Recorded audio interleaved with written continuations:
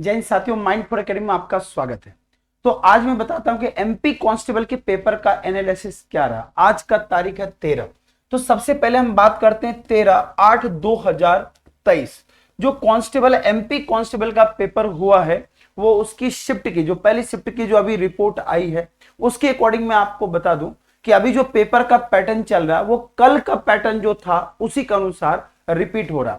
तो मैं आपको जो लोग आगे की एग्जाम तैयारी करने जा रहे हैं उनसे मैं पूरा एकदम एक बात में पूरा क्लियर बता रहा हूं कि अगला जो आपकी स्ट्रेटजी है वो क्या होनी चाहिए। तो सबसे पहले वेन डायग्राम।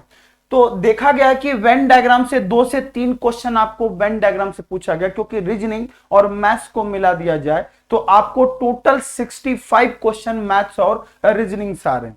अब मैथ्स रीजनिंग में सबसे ज्यादा अगर मैं वेटेज की बात करूं किस चैप्टर से रहा है तो टोटल देखा जाए 10 से 12 चैप्टर ऐसे हैं रीजनिंग का जहां से सारे क्वेश्चन आपका भर जाता, मतलब बनना शुरू हो जाएगा, जिसमें वेन डायग्राम से 2 या 3 क्वेश्चन वही आपके पास 3 अगर घर बना दिए, डब्बे बना दिए और बोला गया बताइए डॉक्टर, इंजीनियर और कुत्ता इनमें से क्या होगा।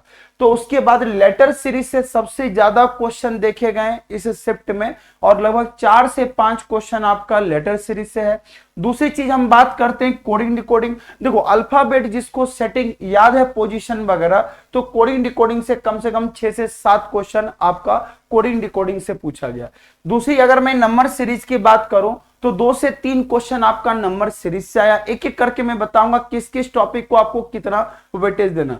अब लेटर सीरीज की बात करते हैं तो वो लेटर है जिसको कैरेक्टर मिसिंग सीरीज बोलते हैं, जिसमें आपने देखा होगा ए बी बी सी सी वाला जो होता है उससे क्वेश्चन पूछे जा रहे। रैंकिंग से आपके ऑर्डर एंड रैंक से एक क्वेश्चन आए थे। सिलोजिज्म की बात करें तो ये अपनी वर्चस्व अभी भी बरकरार रखी हुई है कथन निष्कर्ष से, जिससे 3 से 4 क्वेश्चन कथन निष्कर्ष से पूछा गया जैसा स्टूडेंट का रिव्यू था। दूसरी अगर मैं बात करूं ये 3 टॉपिक से कोई नामो निशान नहीं है आपका। मिरर इमेज और वाटर इमेज की बात करें तो यहां से लगभग 4 से 5 क्वेश्चन मिरर इमेज और वाटर इमेज से पूछा गया।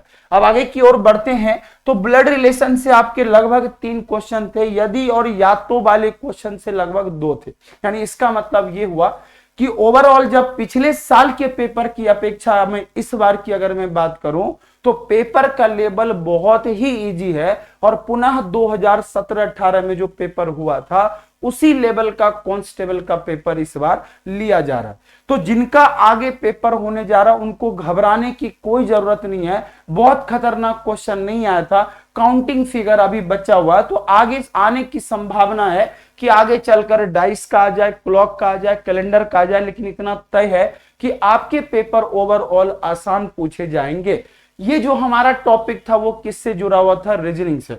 अब आगे की ओर बढ़ते हैं और हम बात करते हैं करंट अफेयर। जो आप रोज करंट अफेयर्स पढ़ते हैं लगभग विद इन 1 ईयर के अंतर्गत में लगभग 4 क्वेश्चन पूछा गया और इस बार हिस्ट्री का सबसे ज्यादा क्रेज रहा, वो भी इंडिया लेवल की हिस्ट्री की। जब हम बात करते हैं जैसे कल आपने देखा होगा कि आपके पास कल के पेपर में भी हिस्ट्री का वेटेज था और खास करके इकोनॉमी का वेटेज बहुत खतरनाक था।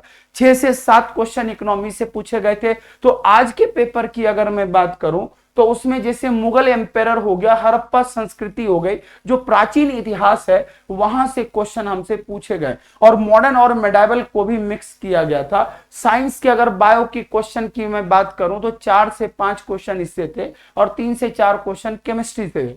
और हिस्ट्री और इसकी इकोनॉमी की मैं बात करूं तो 3 या 4 क्वेश्चन इससे थे और 4 या 5 क्वेश्चन इससे थे। जब सबको जोड़िएगा तो देखा जाए तो ओवरऑल नृत्य से सबसे ज्यादा क्वेश्चन पूछे गए 4 क्वेश्चन। अब कथक हो गया, चाहे शास्त्रीय संगीत और ये नृत्य हो गए, तो इससे क्वेश्चन अभी खूब पेपर में पूछे जा रहे हैं। तो जिनको भी ये पेपर लग रहा हो तो बिल्कुल आराम से इसकी तैयारी करें और बहुत घबराने की आवश्यकता बिल्कुल नहीं है। तो इसमें जीएस का देखिए सीधी सी बात है कि अगर 65 क्वेश्चन हमारा मैथ्स रीजनिंग लेके गया है तो इधर हमारे बीच में मात्र कितने बचे होंगे? तो 35 क्वेश्चन बचे। और ये 35 क्वेश्चन में करंट अफेयर्स हो गया, साइंस हो गया, ज्योग्राफी हो गया, उसके बाद आपका हिस्ट्री हो गया, इकोनॉमी हो गया और उसके बाद आपका नृत्य हो गया। लेकिन हाँ, सुना जा रहा है कि एमपी जीके से क्वेश्चन नहीं पूछे जा रहे। तो एमपी का वेटेज अभी जो रिसेंट में जितने भी एग्जाम हो रहे हैं उसमें बहुत कम वेटेज दिया जा रहा है और इसे एक इंडिया लेवल के एग्जाम के रूप में इसे रिप्रेजेंट किया जा रहा है। अब आगे की ओर मैं बात करूं तो मैं बात करता हूं किसका, मैथ्स का। तो सीआई और एसआई से क्वेश्चन जबरदस्त पूछे गए थे, जिससे 4 क्वेश्चन पूछा गया।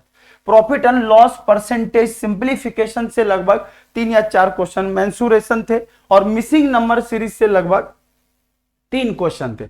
इसका मतलब यह हुआ कि ओवरऑल जो मैथ्स का प्रैक्टिस आप कर रहे हैं वो भी आपका जबरदस्त होनी चाहिए। और एवरेज अभी देखा जाए तो लगभग 65 प्लस मैक्सिमम कैंडिडेट का स्कोर जा रहा है। कुछ कैंडिडेट ऐसे हैं जो 81 भी स्कोर किए, 82 भी स्कोर किए।